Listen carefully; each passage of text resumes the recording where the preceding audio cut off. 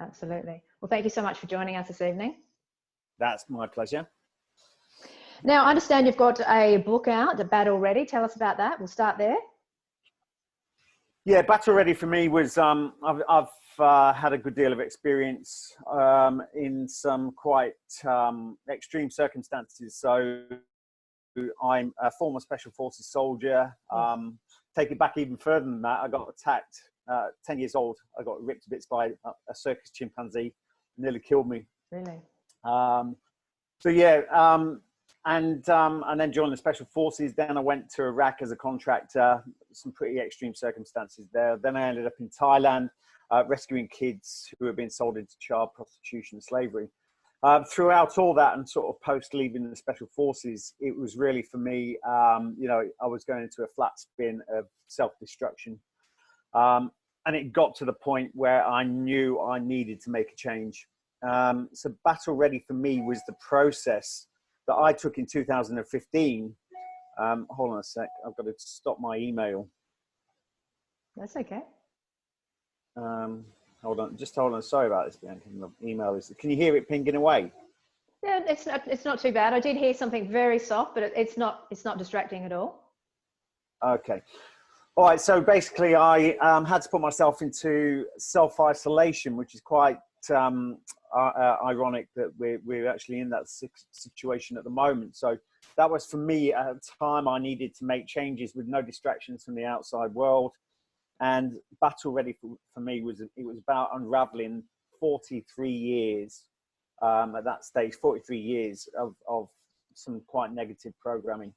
And that's the changes I made. I put myself into a boot camp, and that is really the fundamental processes of what's in Battle Ready. I share that process with everyone that reads the book. It's relative to everyone that reads the book, and it gives them the stepping stones to be able to create a much better, more productive and happier lifestyle. So when did you start writing the book, and when did you go into isolation? 2015 is when I came back from Australia. So I came back from Australia to the UK, and that's when I put myself in. It was early January 2015, and I sat and put myself into a boot camp, and that was really about setting positive intentions, about visualization. It was a lot of spiritual activities, which really, you know, I am the living proof that stuff works, because my life has changed phenomenally in that period of time. So yeah, 2015, and then shortly after that period of self-isolation, I've not been in a great place. I got got a phone call to ask if I'd be part of SAS Who Dares Wins, which is a very popular TV show that's on in the UK. We had a final episode last night of the celebrity version.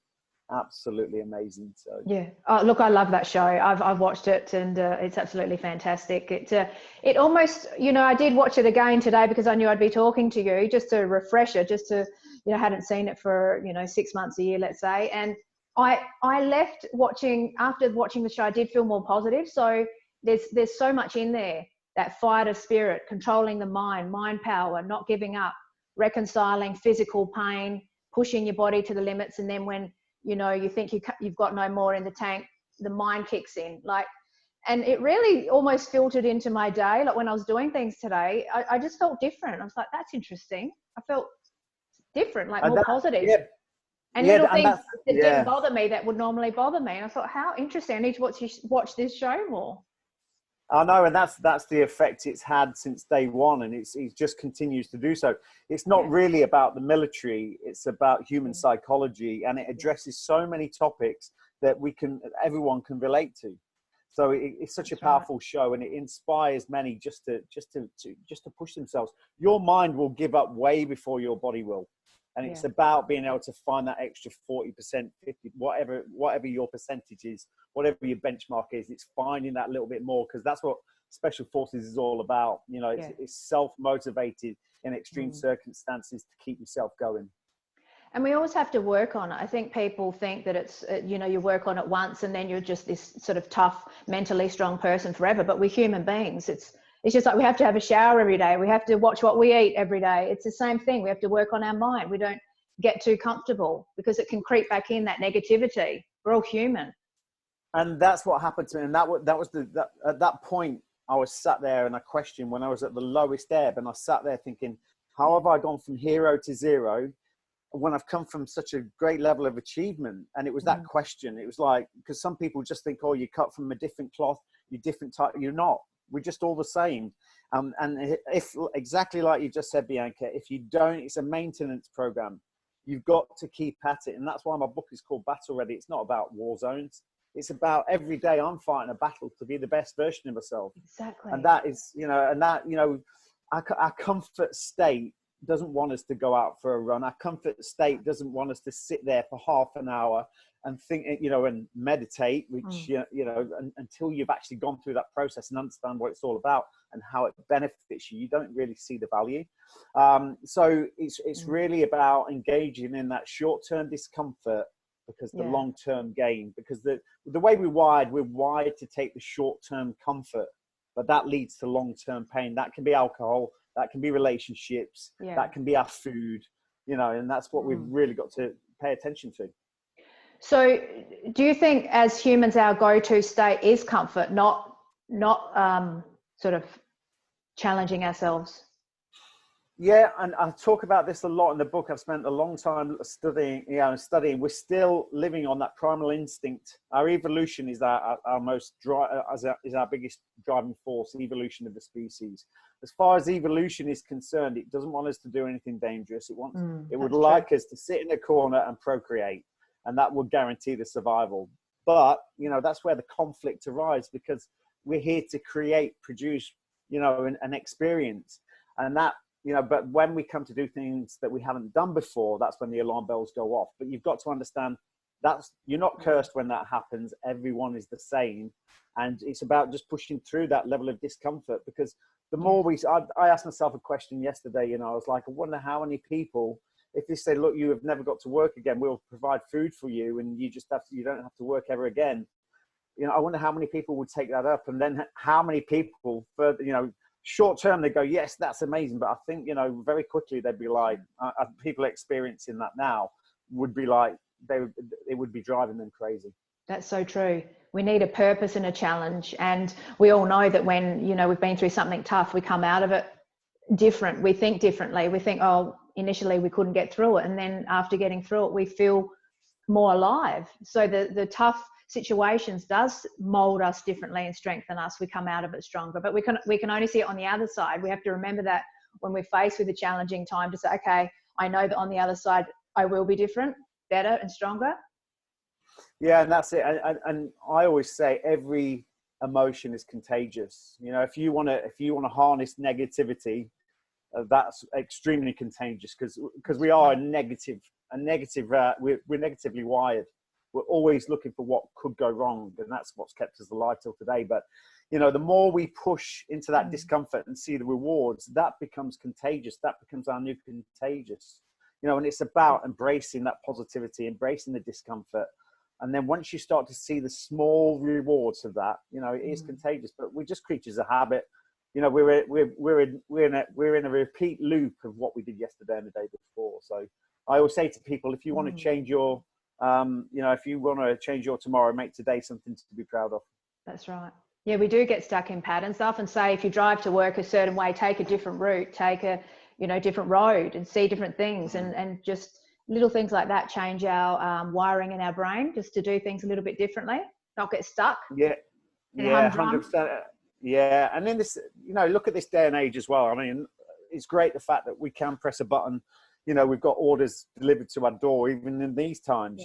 When we're cold, we can get warm. When we're hungry, we can get, everything's on demand.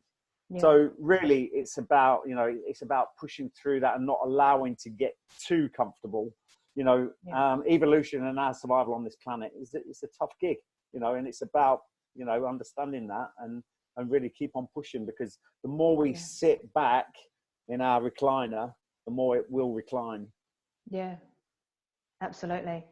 And the show SAS Who Dares Wins, it really does. I was watching it and I thought, you can relate all of this to our everyday lives. Like, this is life. Like, the battlefield is the battlefield, with all due respect. That's a different thing altogether. But life is also its own battle.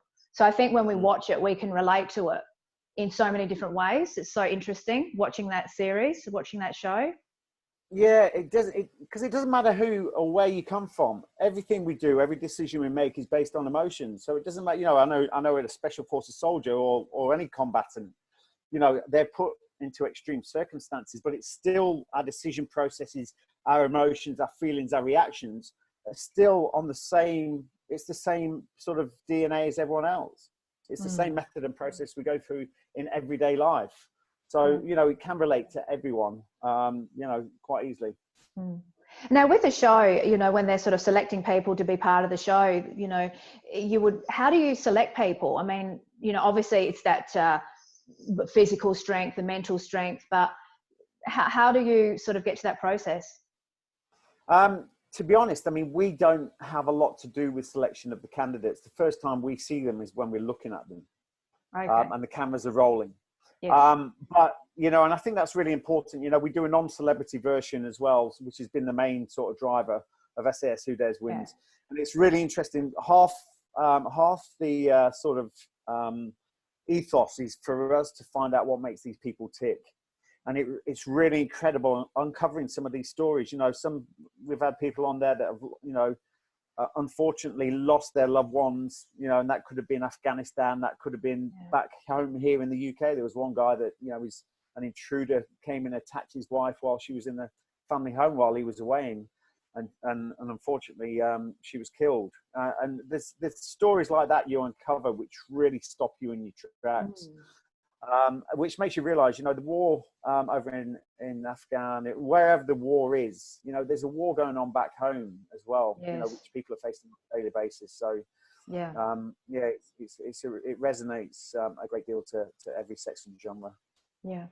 But do you think also that people are all have the capability and wired up the same to be mentally tough? Because some people just say, you know, some people are born tough, they're fighters, it's in them, or they've struggled in their life, or they've been through so many challenging times that they're just built strong, and other people just would never cut it. Do you think that there's that strength in everyone, or there's just certain people that are just made for that toughness? Yeah. No, listen, I truly believe that there are people, life makes you resilient, or it makes you non-resilient. But it's life experience that sort of guides you on your path. And everyone's got it within them. Some people just have to dig that little bit deeper to find it, but it's there. But the thing is that, you know, the limitations and the boundaries and everything that we build, they're constructs that we build. We build them from within. Yes. And the whole thing about SAS Who Dares Wins, the whole thing about what we do as a company, I've got a company called Breakpoint. It's about breaking through those limitations that push into that short-term discomfort and makes your brain realize that you're the one that's making up the boundaries. So once you learn to understand, to push through, you create a lot more breathing space. But the more you sit in that comfort zone, that wall becomes, you know, it comes closer and closer, and before you know it, you can't even move. Yeah. So just tell us a little bit about your company, Breakpoint. Yeah, the company Breakpoint is something that we started. You know, the concept of it was something when I was working in Australia, actually, and it was allowing the corporates to benefit from our experience from special forces training and operations all over the world. And really, the company Breakpoint, if someone asked me, what does it do? We change the way people think. And it's exactly what we've just been talking about, Bianca. It's about allowing people, it's putting people into uncomfortable circumstances and allowing them to really push through their limitations in a practical surrounding. We put the corporates in a workshop-based environment the first day, and then the second day is a practical execution of the first day's practice. So we really believe you can sit in the classroom all day long, but unless you actually get out there and have a practical interpretation of that, that's when it really starts to be absorbed. So, you know, it's not what we do at Breakpoint isn't like we do on the show. The show is pretty brutal, but it has a similar kind of feel. You know, at the end of the day, we're pushing people through limitations and taking them out of the comfort zone. So how can people sign up for that? Well, they can go to our website, break-point.co.uk or break-point.com. But people can really start to have a look at what we're doing pretty soon. We're actually coming to Australia. Did you know that? I did hear something on the grapevine. Yeah, well, I just got clearance that I'm allowed to tell you that I'm allowed to talk about it. So, Good. so yeah, we were actually filming just before COVID, just before Yeah. lockdown, Yeah. which was going to be a celebrity version for Australian TV, and that will continue. So it's really exciting. It's got a great lineup of amazing Australian celebrities, and we can't wait to get back. Wonderful. When does that air? Due to this situation, we don't know. I mean, it was Yeah. due to air this year around the, after the Olympics. But obviously everything's sort of on the back burner. So until we get some clarity, we don't know. Mm. And also just a question, what have you been doing during this sort of lockdown isolation period? I've been really busy, extremely busy. So I've been doing some home renovations. I've built a media studio at the house. I've ripped out the bathroom. It's all kinds of crazy Yourself? stuff. Yeah. So I've replumbed the bath back in and doing all that stuff as well. Plus I've still got quite a heavy workload. You know, I'm doing a lot of motivational talks through Zoom and the likes. Perfect. But one thing I'll say, aside from all of that, and one thing if I could give anyone any advice is, you know, in this time where your sort of scaffolding of your everyday life is falling away, you've got no framework, you really need to put some, some framework back into your day. So Yes. I think it's so important that people, pay a little bit of focus to your mindset, to your health, and to your nutrition, because they all relate to each other and so important. Because, it does scare me a fair bit that people on the back end of this there's going to be quite an issue when it comes to some mental health issues. Yes. And if you're spending all your day just staring at that thing, No eating way. too much, drinking too much, it's a recipe for disaster. So, for me, it's about getting up every day, doing some mental mindfulness training. That's 30 minutes to me of meditation, just clearing my head. I do then some exercise, gym or run. And then, that sets me up for the day. I take myself to the day and don't let the day come in and walk all over me. There's a lot of people probably sitting there with no structure, having their, pressing their snooze button all morning. So really start to That's right. to pay attention and put some discipline into your day. Absolutely, discipline, that's right. And someone did say to me, I spoke to a psychologist in one of these interviews, and she said that she's been working from home and she gets up at the same time, she puts her outfit on. There was one day where she was working from home and she stayed in her dressing gown till noon, and she said it did affect her psychologically. She still got her work done. I mean, she obviously wasn't sort of communicating with anyone, so she could stay in her gown. But she said when she got ready, had a shower early, still did the same things, had that discipline, got dressed, put her earrings on, perfume, even though no one was around her in the house. She said that mental state was up and she was very productive. So 100%. Discipline, like you said, discipline, that's what we need. We all got to remind ourselves of it. We all fail sometimes, but... Well, that book is your stepping stone. Battle Ready is a stepping stone for people to put that discipline. And also the fact is, take this opportunity now. You won't get it again. I put myself into self-isolation back then in 2015, and I was actually sat there thinking how fortunate I was being able to lock myself away for 2 months with no distractions. You've got that time now. Really get out of the back end of this with some real benefits. Make some disciplines that then last a lifetime, and that's what happened to me, and it's been phenomenal since I actually put myself through that boot camp. Fantastic. And that took discipline too to do that isolation. How did that work, the isolation, just before we say goodbye? I mean, it wasn't complete isolation. I mean, I was obviously getting to the shops and stuff like that, but basically I sat in the house. I was in a house on my own. And I didn't watch the news. I didn't read the newspapers. I focused absolutely on what I needed to change within myself. And I put some very sort of very disciplined routine to every day. My nutrition was on point. I went out for exercise every day, and I also went through my mindfulness practices. That's visualization, my planning of my company breakpoint, everything. So it was a strict discipline day in, day out, and it worked. It worked amazingly. So visualization really works for you. You visualize the end goal. Always. I've got another book as well, which was out before this one. Yes. Which was a Times bestseller. And that's called Breakpoint. It's called Breakpoint. And that actually talks through, there was a bizarre circumstance when I was serving in Iraq, or not serving, I was a military contractor. and something happened out there. It's detailed in the book. I won't go into it because it's a long story, but you know, I visualized an outcome that I needed to happen for me to keep a contract, and that involved getting attacked by the militia. And although you know, it was looking back, you know, I'd never want to get attacked by the militia. No. You know, it was something that I after that event, I was like, wow, this visualization really works. And also, if you think it negatively, it can actually be dangerous. So, you know, exactly. You know, just really be careful of those thoughts. You know, people think that there's only certain people in the world with set goals. Everyone is goal driven. Our subconscious is a goal striving, goal getting machine, and it will focus on what your dominant thoughts focus on. So whatever you think about, whatever's going on up here, you'll be driven toward. So just think about that. You know, so if you're constantly thinking negatively, you need to try and change that pattern. That's right. And it's just that it's in that moment, you hear people say when they're in their darkest moment, it's just hard for them to get that one positive thought. But all you need is just one seed, water it, and they can get out of it.